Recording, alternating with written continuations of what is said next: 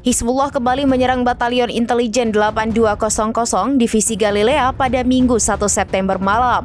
Akibatnya markas pasukan pertahanan Israel terbakar membara. Serangan tersebut bersamaan dengan Kepala Intelijen IDF mengundurkan diri. Dikutip dari Al-Mayadin.net, sejumlah roket menghantam Batalion Intelijen 8200 IDF di Barak Matat. Hizbullah melaporkan telah menggunakan senjata yang tepat hingga mampu mengakibatkan kehancuran total di posisi IDF. Tak hanya itu, Hizbullah juga menyerang sekelompok tentara IDF di beberapa posisi, di antaranya di sekitar lokasi Al-Marj, di Hadap Yarun, di lokasi Ruwaisat Al-Alam. Hizbullah juga mengklaim pejuangnya menargetkan bangunan yang digunakan tentara IDF di pemukiman Menara.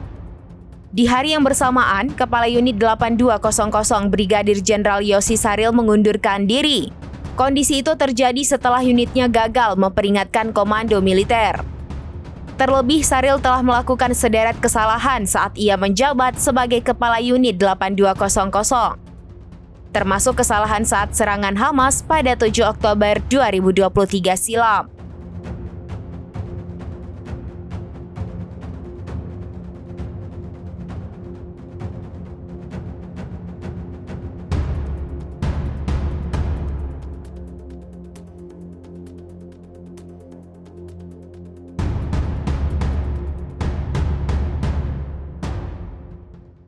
Download Tribun X sekarang, menghadirkan lokal menjadi Indonesia.